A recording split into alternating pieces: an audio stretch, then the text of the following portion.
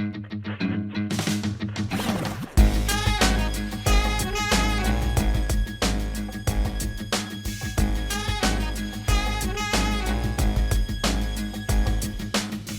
Monday, February 9th. I'm Adam Walsh, and this is The Signal. A little over a year ago, U.S. President Donald Trump signed an executive order levying tariffs on Canada. What followed on our end? Talks available as up, Buy Canadian, Build Canadian, the need to find new markets for business. We're going to talk about all that today.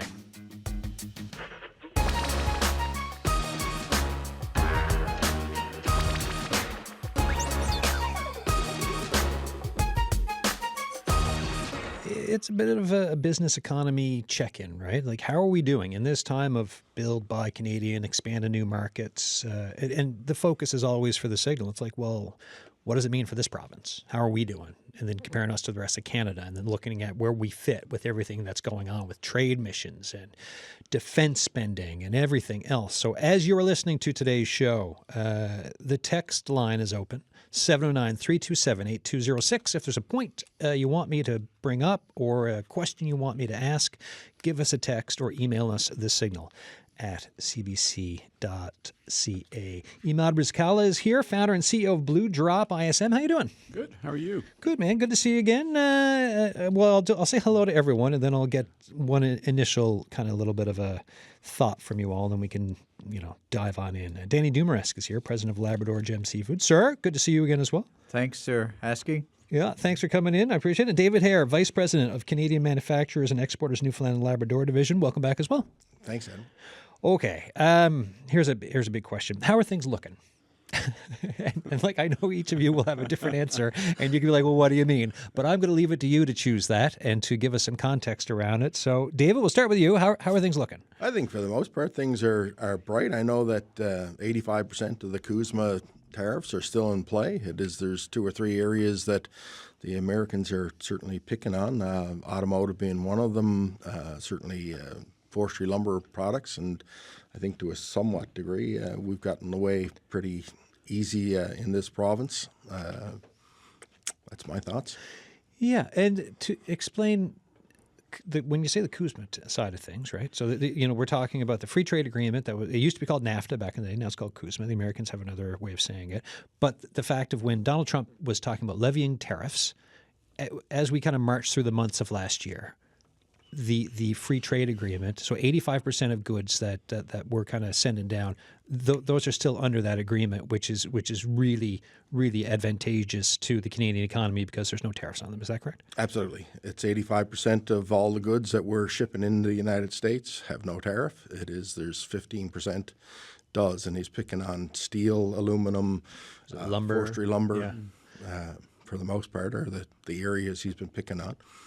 Yeah, and I mean, and he's saying a lot, right? Like, there might be there's an ad with Ronald Reagan in it saying stuff. He's threatened stuff, but then it doesn't always materialize for the threat. So this is where we are. Danny Dumaresque, how are things going? How are they doing? Well, this time last year, I was in Vegas attending the Winter Fancy Food Show for trying to find new markets in the U.S. when we got the inauguration, and we got the first of the volley of the executive orders, and certainly that put us into a tailspin. Yeah. But the saving grace was that while the president said to the world, or especially to Canada, we got to do something about Canada.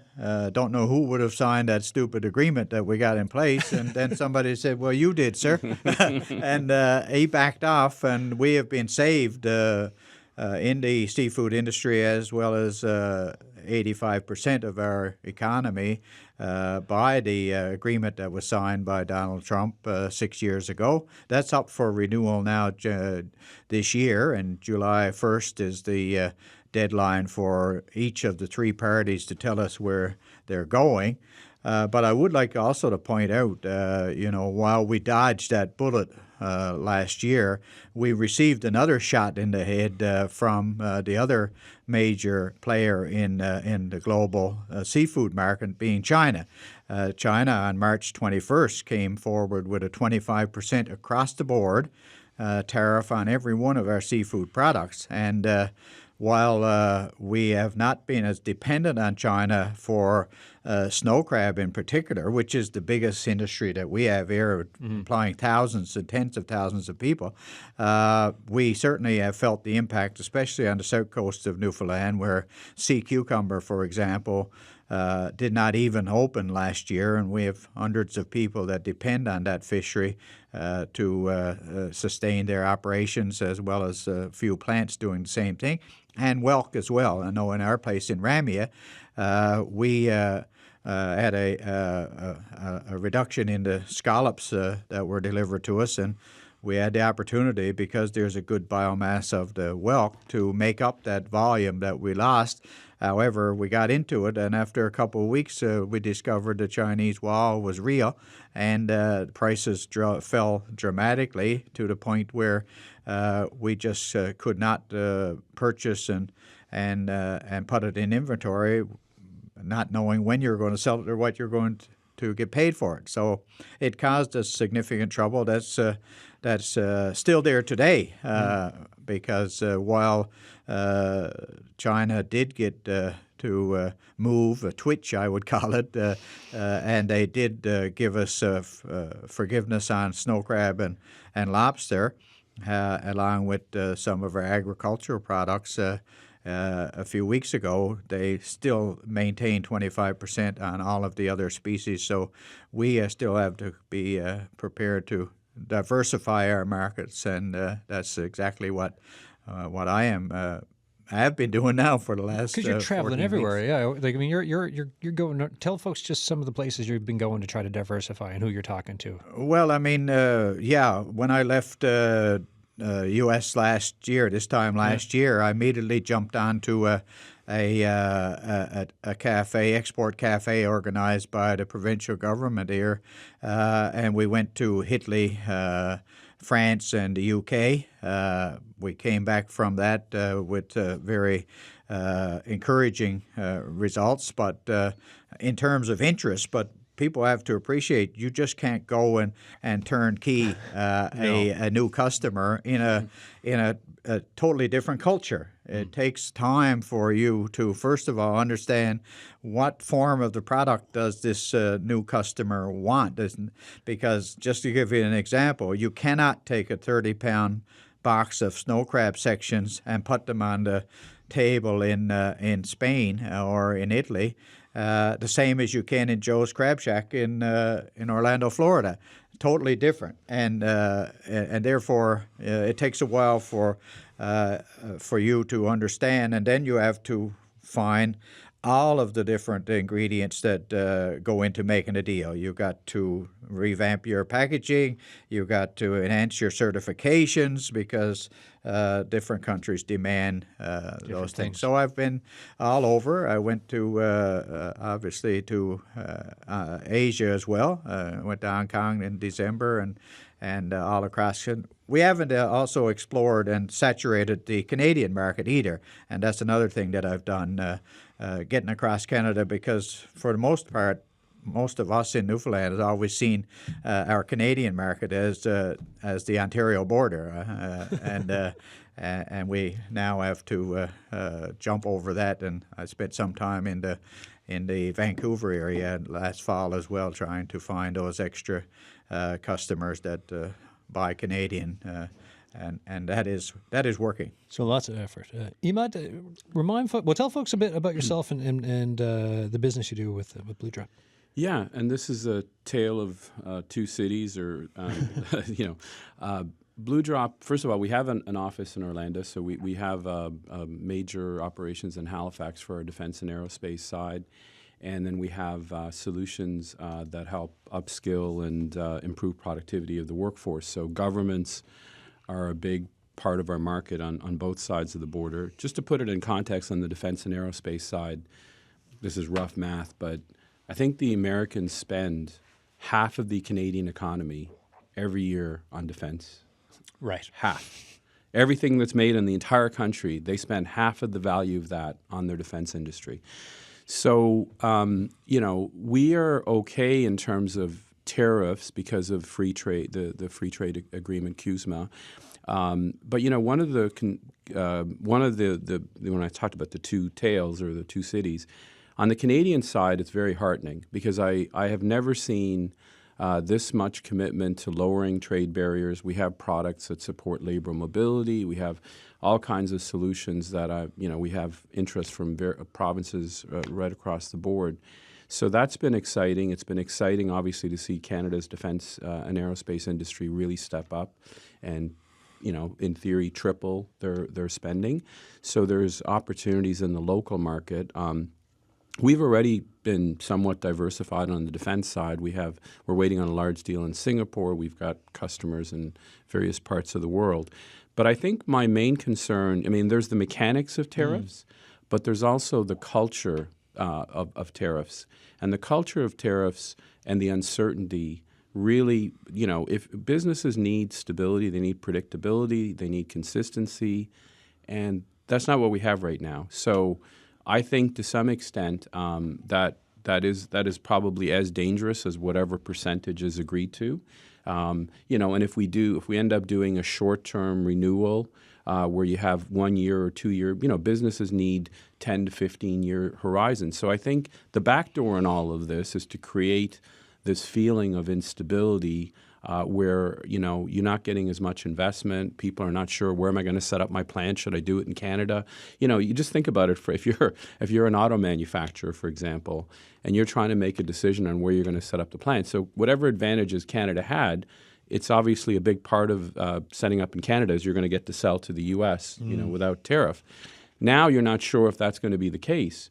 So then, but you're also not sure that you want to go to the U.S. because what happens if all of this changes in a couple of years? And then, so you can see then the right reaction is to say, I'm going to hedge. I'm going to sort of slow it down and not necessarily make investments. And the last thing I'd say is that, I've been heartened by the Canadian response. I've seen government move in some areas at the speed of business and at a provincial level and at a federal level, which is really heartening. We need to be doing that all along. We weren't, but we're really getting into it now. But the other concern I have is, there's definitely a pro-buy Canadian mindset. Now, we haven't really seen the Americans sort of turn on Canadian products, but who knows? That's one of the things that I haven't seen happen yet. Prime Minister Mark Carney, the Davos speech, right? A couple weeks back, countries getting together saying middle powers must act together because if we're not at the table, we're on the menu. Okay, so what does that mean to you guys in your business world, if anything? Is there a middle power if we're looking for diversifying to other countries? Yeah, at the same time, we've got these supply lines with the United States that have been part of how we do business this whole time. Is that helpful for industry, do you think? Not helpful? Is it something completely different? Is it a geopolitical stance on other things? What do you think? I know that 77% of all goods that we make move across the border into the United States. That's a lot. It's the trade diversification. It is everybody's for it. We want to do it. It's a long slog. It is. I know that you mentioned going to Europe. It is Europeans want the relationship before they want the product. They want to get to know you. It's not as simple as everyone thinks. It is the second. After the United States, it's China at 3.9%. So it drops like a stone. So they're a big trading partner. I think that, yes, though Canada is looking to diversify, it is Emad talked about, I'm going to call it the certainty, but renewing the CUSMA, bringing that certainty back into it that is enforceable as well. It's not just a matter of getting a new deal in the future that's stronger and better. It is at our AGM this year, they talked about, we had the ambassador to Canada said that Canada must seek to get the best of all trade deals in the world. We are integrated. There's a strong push for not only Canada, United States, and Mexico, but it's going to be North America carving up, joining and uniting together to be going up against the other superpowers. So it's the... But in a time of, a year of 51st state comments, of messing around with NATO allies, talking about like looking at Greenland, wondering, of saying one thing one day, then another, threatening tariffs here, there, and everywhere. Like as Danny mentioned about the initial comments from President Trump on Kuzma, being like, "Oh, this is such a terrible deal. Who did this?" Well, you did. You're right. Like, is it? With that individual there, how difficult is it to even trust a renewal process when they can do whatever they want? Well, I think that there's a couple of things that have now born to be true. You must take Donald Trump seriously because I do believe, as Trudeau said on his way out, he wasn't joking about the 51st state. And if you look at what's happened with Prime Minister Carney since he actually took the oath of office, he's barely been on earth. He's been in the skies all around, and I think he gets it. He's seen the president up close. Yeah. He's read the body language as well as understanding some of the text that come about. He understands how serious the threat is to our sovereignty and our economy. And the other thing that's happened recently is we had former Prime Minister Stephen Harper, an economist and a conservative Prime Minister, came to Ottawa to join up with Harper in the effort to say, listen, we have got to consider reciprocal tariffs. We've got to consider being more stringent in our responses because he also, I think, understands that if we are not united, and we do have these pressures now in Quebec and in Alberta on being stoked, by the way, by the MAGA movement in the U.S. So from a geopolitical point of view, the next few months are going to be extremely anxious times. July 1st is Canada Day. I don't know that we'll be allowed to celebrate very much if Trump has his way. He may very well. Under the rules, he has he can give up to 6 months' notice to cancel the deal altogether. And I fear that we are going to be in for a tariff of some sort, whether it's across the board or whether it will still be isolated to the industries that are there right now. But there's no question, business as usual under CUSMA is not going to be in place come the next agreement. And that's why we are seeing the efforts by our national government to get around the globe and sign and put together as many deals as we possibly can with like-minded countries like the EU, where we have the CETA agreement and zero tariffs in Japan and in other parts of Southern Asia. Mm-hmm. Anyone else? Any thoughts? Yeah, well, I think, I think free trade with the Americans obviously made sense. That's why you have 77%. But there's a point where you kind of get complacent, and I think that's where we've been. There's nobody in the world that would put 100% of their money in one stock, or 77 cents on the dollar in one stock. So, that's not only math in the sense of, well, what if we can get 23% up to 40% or something? That's not math. It's also strength and respect, because when you're completely reliant on someone, if you get these political winds blowing, even when it doesn't make economic sense. I don't think it makes economic sense what's going on right now. It benefits the United States. It benefits Canada. It really is win-win. But the problem is that, and I think it's just there's a lot of grievance in the U.S. There's a lot of social unrest. There's a lot of people that are unhappy with where things are going, and unfortunately, very simplistic answers like it's Canada's fault or it's Mexico's fault or it's this fault or it's that fault. They're pretty simple, and people are looking for something to blame. So we kind of think about it, and I think we have thought about it for decades, thinking, well, this is good for everybody, so there's no way that anybody's going to muck with it, right? But, if you look at sort of the wealth of the U.S. And the way, the American economy has been on a rampage. It's been growing and out competing everybody. for so many years. So the pie has gotten a lot bigger. So again, you're thinking, well, this is great. This bodes well for continued trade, continued relations. The problem is the chunk of the pie that's owned by the bottom 90% has gone down by a third. The chunk of the pie that's gone to the top 0.1% has gone up by 50%. So they're about a third. The top 0.1% now have as much wealth as the bottom 90%.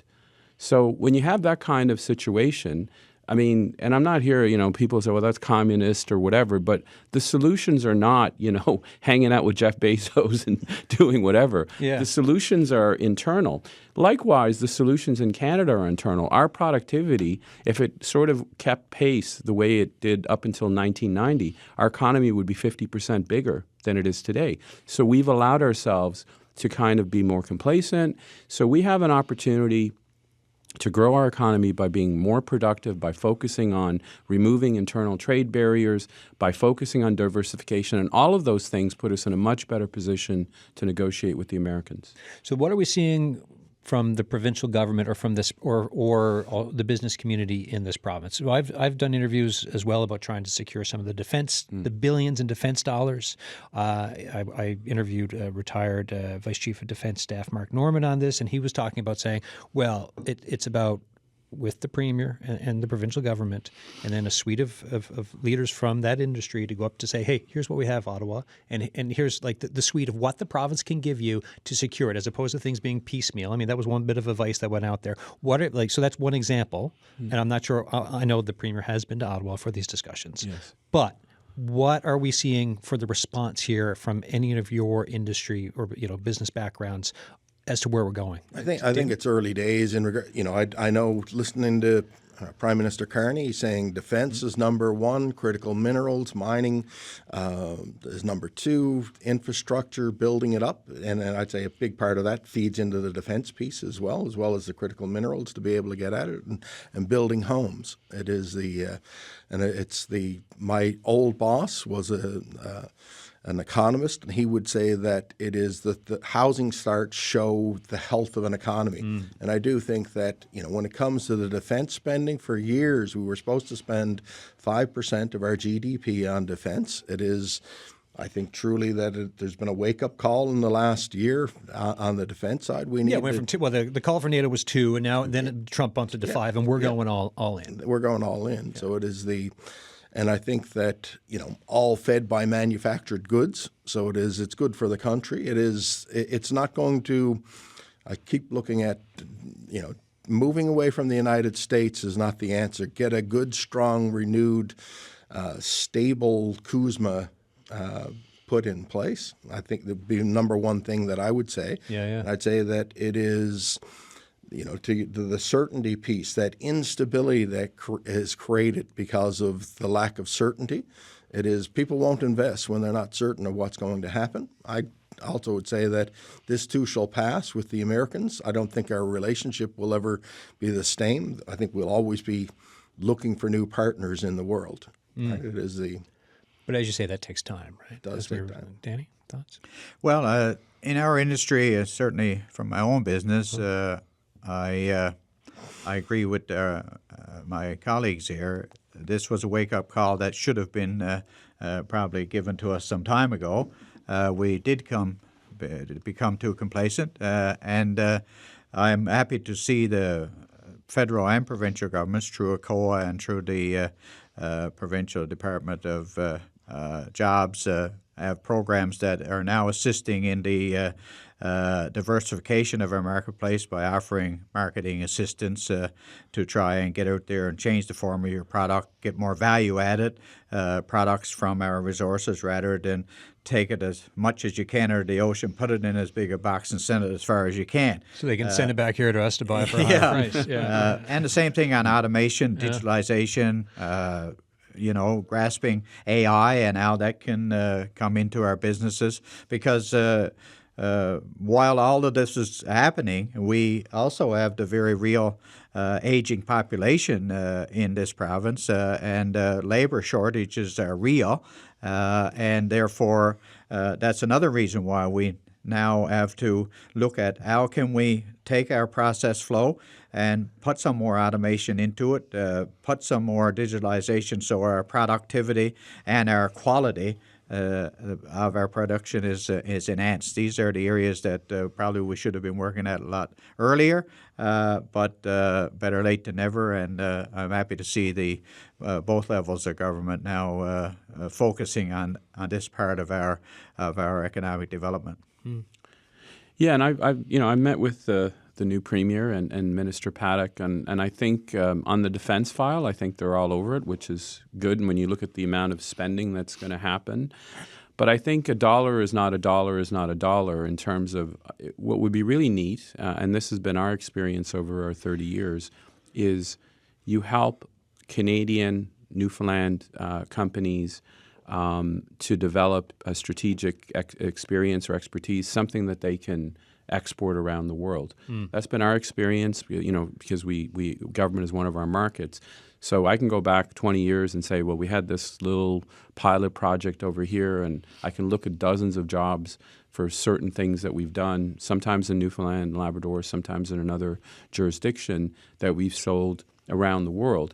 And just to put things in context on the defense side, I mean, one of our clients for search and rescue mixed reality simulation, for everybody in the back of the helicopter, is CAL FIRE, the world's largest, wildfire fighting service.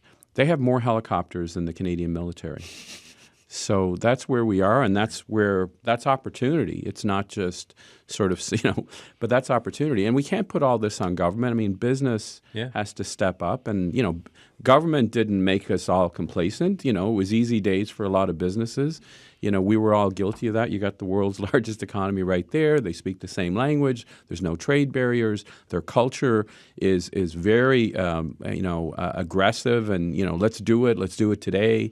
One of the things that I used to say, and this is a cultural thing for Canadian business, when we had our office in Los Angeles for 6 years, every time I'd go to LA, like what sold in California was, you can be the first. Nobody else has this. If you do this today, and California, by the way, is the same population as Canada with twice the economy, right? So, and they don't have, it's not because they have oil and gas, and they just have that kind of, visionary, let's be the first, let's do things differently. Silicon Valley. Yeah, Silicon Valley. But what sells in Canada is, don't be the last. Everybody else has this. You're going to get left behind.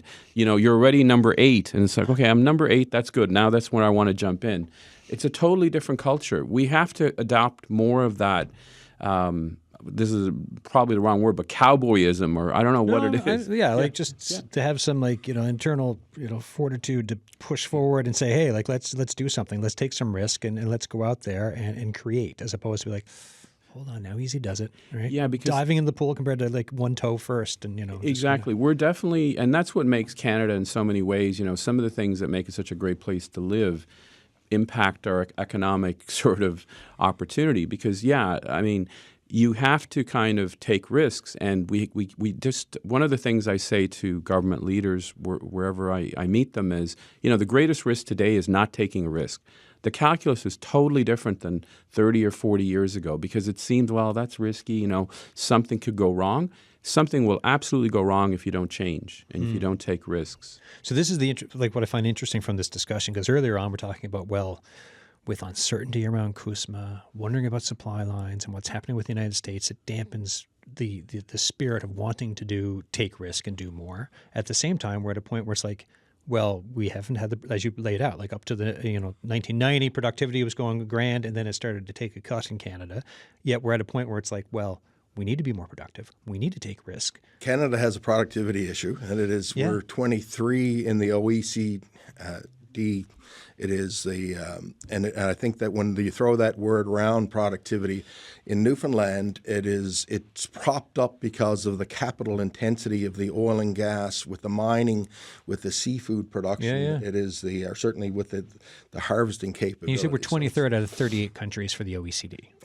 Right. So we've got a productivity issue, and if you say the word productivity to me, I'd say it's an input to an output. It is we've got a skills and labor problem. It is, if we're going to look to the future on the innovation side, it is we must adopt technology, both machinery, equipment, software, hardware, AI, at a much quicker rate in this province, and I'd say in this country. It's not a Newfoundland thing. It is, and I do think that there's, with the aging demographics, a lot of the companies that are owned today are owned by baby boomers or Generation X that can see the finish line towards retirement. And a lot of them say, well, I'm not going to invest now. So that uncertainty of investment is always driven by certainty. And it is, Emad, I look at your organization and look over the years, you've where you started and where you are today. You've new, innovative, creative solutions constantly evolved, right? I mean, I remember 30, 25 years ago, kind of medical side of things, and into the educational, the D2L, it is you've morphed and changed and shifted, and both for local, Canadian, and international. Even though we were both there together, David is obviously a lot older than me. 'Cause I don't, no, but thank you. No, I appreciate that. And you're right. And I think part of risk taking, and I'll just get off to my high horse on the need to do that, is you got to be prepared to accept failure. If I look at that 30-year journey that we've had and what we started off doing and what we're doing today, and I don't say Canadians don't use this very lightly, but we have a couple of areas in what our company does that we are the best in the world. I mean, U.S. Special Forces use some of our search and rescue in their bases, and we have some technology that is the best in the world. But how do you get there? You get there through failure. You don't get there because you have, You're not batting 1,000 the whole time, no, right? Like, at absolutely. all. Yeah. Absolutely, yeah. Fail early, fail cheap, and it is the fail often. Do you know what I mean? It is.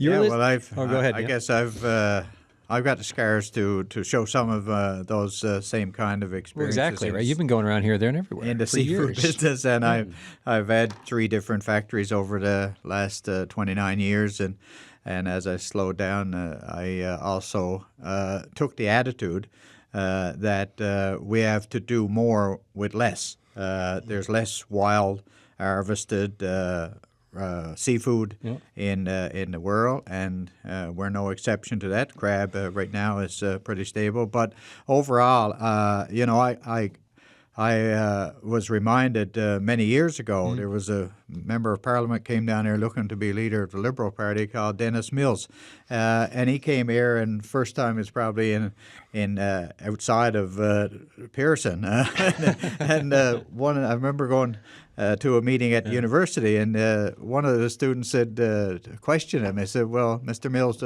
what would be your plan to spur economic activity in Newfoundland and Labrador? And he said, it's always struck me, why? Why are you sending out all of your natural resources, especially seafood, in the biggest package that you can get?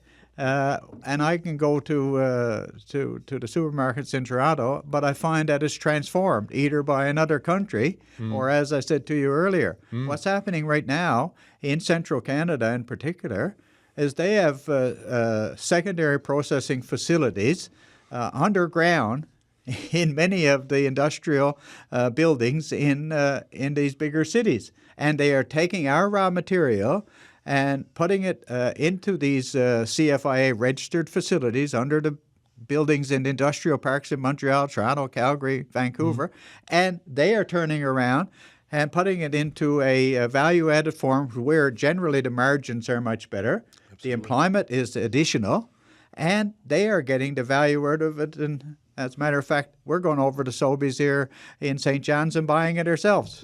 So this is the type of innovation that's got to happen a lot more. I know that it's not easy for bigger companies to pivot, but you certainly are probably going to be thinking that we don't have a hell of a lot of choice. You've got to get out there and take some risks. I'm doing it as well as other companies, looking at underutilized species that's never been taken out of the water before. Why? Because they got too many thorns on them, like a different type of crab. Well, we got to take that out of the water, and we got to study it. We got to find ways to be able to produce it and create economic activity, because that's the only way that we're going to be able to survive. But with your industry, right, for seafood, the fishery, when you look at if rural Newfoundland and Labrador, the demographic population, everything else, what are your worry points ahead? There's everything you just said, and then the demographic reality, which we've also talked about during this show.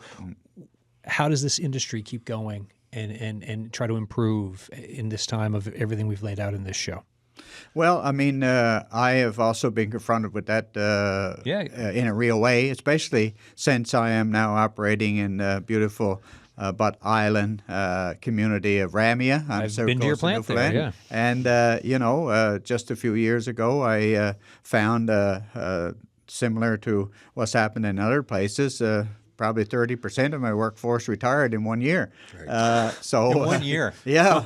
It's traditional down there that too good. you hit 65, you're done. Yeah. And that did happen. So I looked at ways then, how could I find a replacement workers? And I invested. One of the things that's happened on Ramio Island is the population has declined, and obviously people have moved away.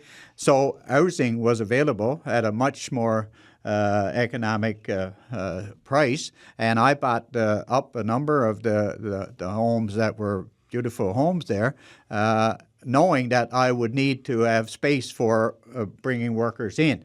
And 2 years ago, I brought in 16 people from Africa working with the Association of New Canadians. And we had 8 people again last year, 2 from Afghanistan and the other 6 from Africa, who, were already permanent residents of Canada as a result of the refugee program.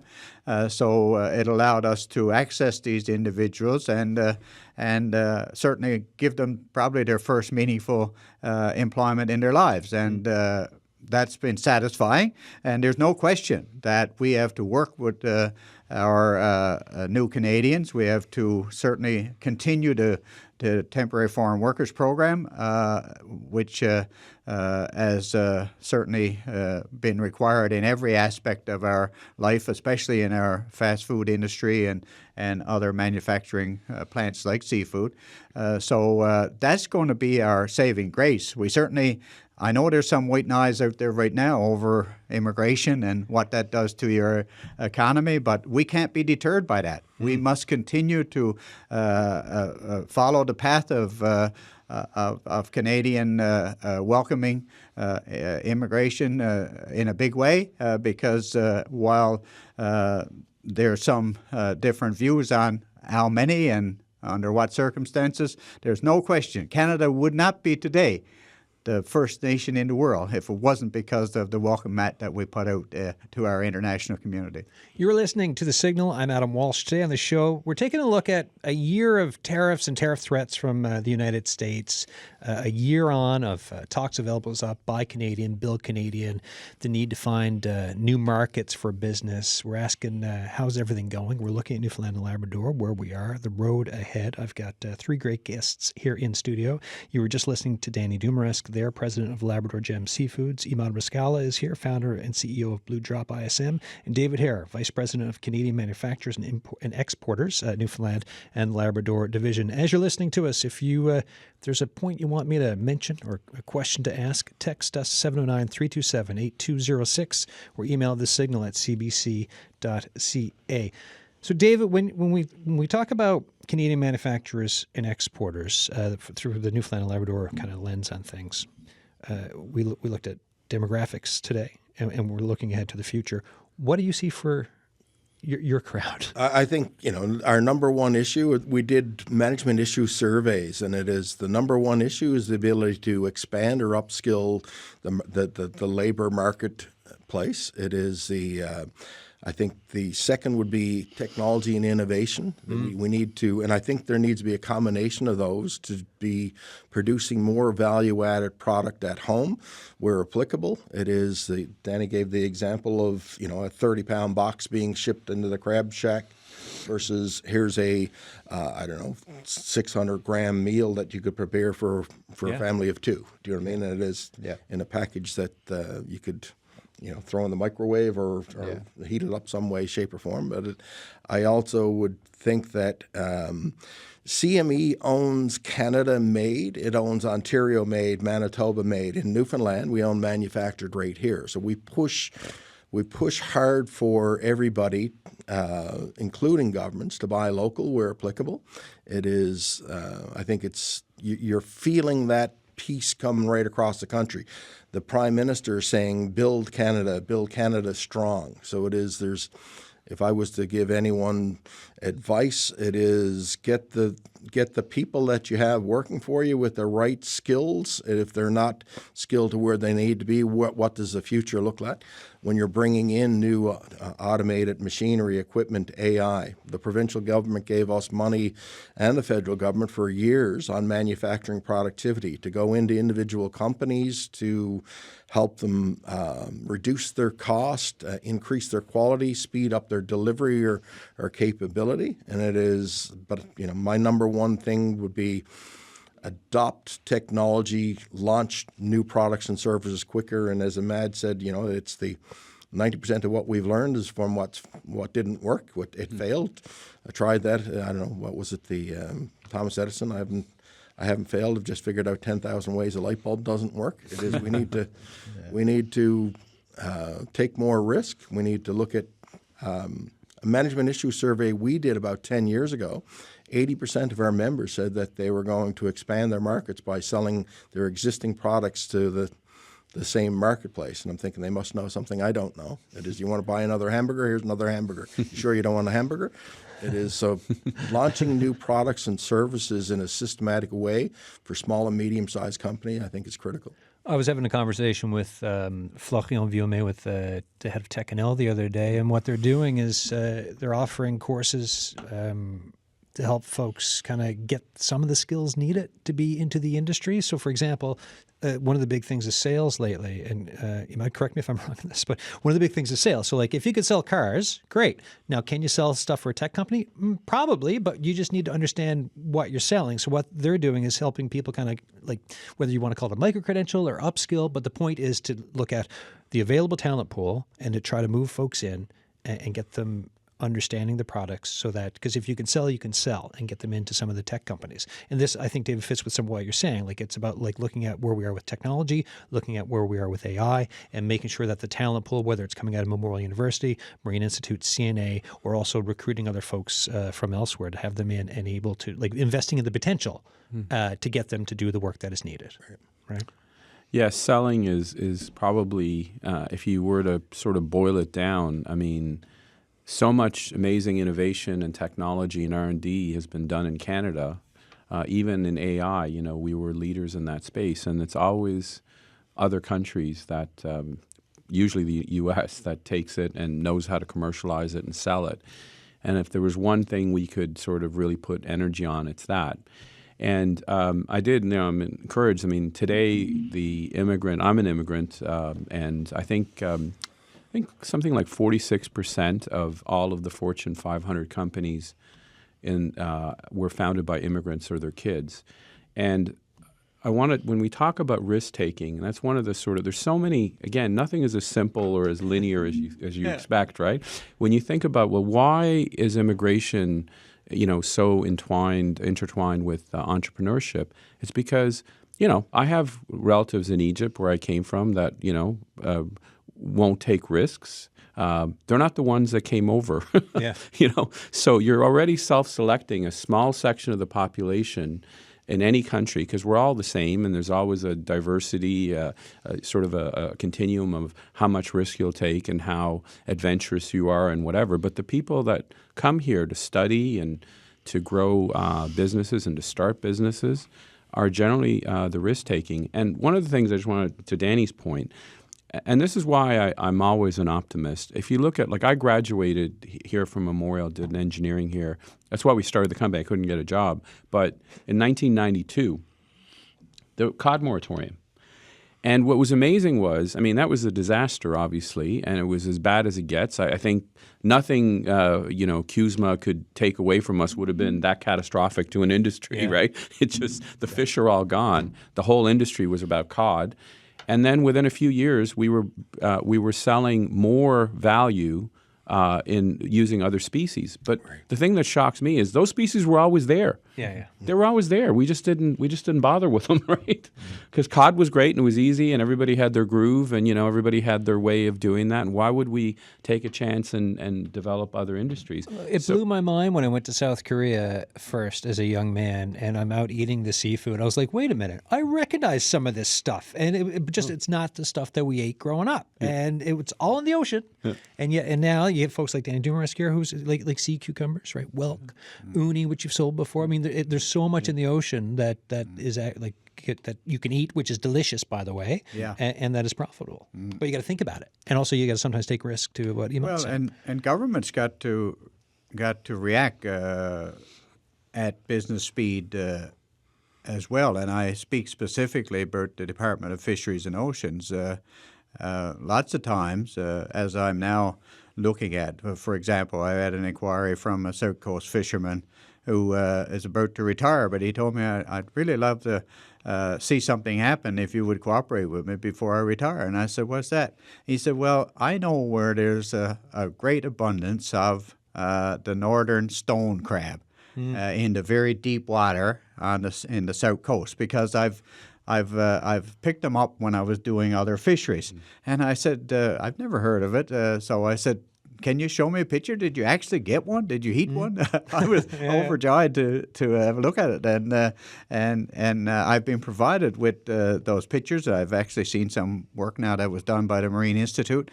But when you look at the regulatory process, I've just received the documentation for what somebody has to do in order to even be allowed to go on the water and pick up one of those crab.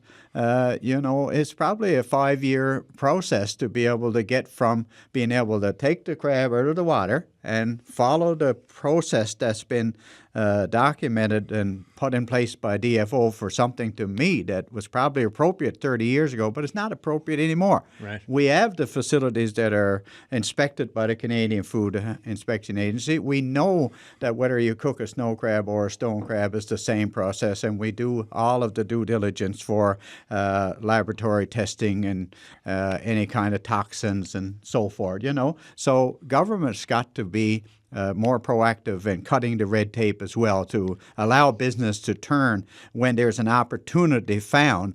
And I'm sure there's many more opportunities in the seafood business than what I've just discovered, but I intend to try and get this on the go in the near future to see if we can't get another crab that has been sitting around for centuries, of course, crawling around the ocean floor, and they should be on the tablecloth of Japan, China, or some part of the EU, or like I just found out recently. I had whelk, and I was thinking about what could I do with whelk? How could I, because it's not the most popular dish over at 44 Elizabeth Avenue. We sell about 2 packs a month. So I had the idea, I said, well, maybe it's a good thing for sushi. Yeah. So I took a couple of my trays of whelk meat. I went down to Sun Sushi on Torbay Road to the chef there that I know because we love sushi, our family. I said, can you do me a favor? Would you take one of those trays of whelk and prepare it in a sushi roll and the nigiri, and I'll come back and pick it up, and you take the other one and do what you like with it. And I went back Monday. We called me. I got it ready for you because I wanted to bring it home and have some of our friends come by and not tell them exactly what was on there. Maybe they thought it was eel. Yeah. Right? Yeah. But to my surprise, when I went back to the sushi store, the chef told me, do you have more of this product? And I said, oh, yeah, we have tons of this product. Well, he said, we tried it here in the staff, and we think it's a fantastic product for our sushi menu. I love it. And he said, if you got some, I'd like to be able to buy some so we can put it on the sushi menu. Now, that was something that was just out of luck, and I'm sure there's more of these things that can happen. So you always got to be out there. You got to be pushing at every little button and you we've can. changed over the years, too, because I remember when, again, people didn't know what kimchi was. I remember when Sun Sushi first opened, right? So, eating sushi in Newfoundland was, it was considered out there at the time, and now it's mainstay. Or close to it, right? Like I think everyone knows what it is, and they're not going to be like, "What do you mean you're eating sushi?" But when I was 20, I'm 45 now. It was a different story, right? Because I go to Victoria, BC, and eat it when I was in the Navy. We got 2 notes here. One from Sean Callahan says seals are eating our cod. We don't have any cod to sell if the seals eat them. So he said, can we make a market for seal meat to the world and profit from that? So again, it's that seal question over the years, right? Which many efforts have been made. He also mentioned. It could help with places facing famine. So I'll just leave that there. And then another question here. Canada maintains open trade with the U.S. in many areas, yet U.S. companies face restrictions in sectors including telecommunications, banking, and precious metals. Shouldn't we review these barriers to strengthen cross-border trade? And given Gander's role following 9/11, shouldn't we invite Donald Trump to the 25th anniversary to serve as a reminder of Newfoundland and Labrador's response to the cooperation that defined that period? 25 years coming up this September. Time flies because I remember that one too. You can pick or choose any of that, or you can give me a look ahead I'll do the at what you're seal looking meat at. one, Adam. Yeah, no, sure. I won't know. I was like, sure. I was like, that is surprising. Yeah, I think you might be able to do something with that No, seal. I have no idea, but I'll turn that over. Yeah, the seals, no question, the evidence is there. And I just talked about the role of DFO and how they need to react at business speed instead of the worst government speed that I've known. Yes, the evidence is clear. We have a tremendous protein. It's the highest omega-3 of any mammal in the ocean. We sell at our store the omega-3 from the ARP seal for pets, as well as the capsules for healthy living, and they are popular. But there are countries that have made decisions to bar our seal products from their economy for all of the wrong reasons. Yeah. You know? I mean, yes, you can go God back to bless her. She's now passed on. Bridget Bardot from Paris. There's a few issues with her over the years, but anyways, yeah. Yeah, but she caused a lot of trouble, and certainly from a trade perspective, it was the movement that she started that ended up having the EU ban our seal products from their territory. I always find it curious to think other folks will eat it when we barely eat it ourselves in Newfoundland and Labrador. Well, that's not talking about the oil. I'm just talking about the meat itself. Well, I grew up on the coast of Labrador. I know you ate it, right? And I tell you, seal has been a staple, and it still is. My brother tells me all the time how much he got bottled up for the winter, and yes, it is still a part of our diet in many of our rural communities. But not enough effort has gone into. Maybe we need to change the form of the dish as we encounter a different culture to make sure that they are going to see it as an extension of the regular menu. Yeah. Maybe that's something that we should be looking at. But to deny us the opportunity to get into the market on the basis of pure political propaganda, and it was serious. Yes, the way that the animals were harvested 50 and it's years changed ago. Over exactly, it's a different story. It doesn't exist today. But the people that are out there making money off the images of the blood on the ice still do it today. Let me get final comment. We got less than 1 minute left. Just want to get final comments. Do you have a final thought before I let you go? I would say on the Donald Trump coming to Gander on the 25th, that had Rex Murphy a number of years ago as a keynote speaker, and he talked all about 9/11 and how Gander came to the rescue with a lot of the Americans. So I'd say strongly advise your question or one of your audience question. I'd say yes, absolutely. It is I know his memory is short, but it is the good way to remind him that we're partners. Emad, final thought? Yeah, I would agree. I mean, trade is not just numbers and policies; it's relationships, and that's why it's been so unnerving this last year. The relationships are frayed. It's not even, if someone wants to get a concession from you, and they say, if I don't get it from you, I'm going to, steal your dog or whatever, you might still do a deal, but but you're not going to have the same relationship after you do a deal. So bringing people to remember the partnership, that would be an amazing thing to do. 20 seconds. Diversification must become a part of our DNA rather than a reaction to a incident like we have right now. All right, guys, thank you so much for this discussion. I really appreciate it. That's it for the show today, everyone. Tomorrow, it's the folks from the Muse, Memorial University, student journalists. We'll be here to talk about 75 years. Print is back as well, so we're going to dig into the 75th anniversary issue tomorrow on the show. Thank you very much.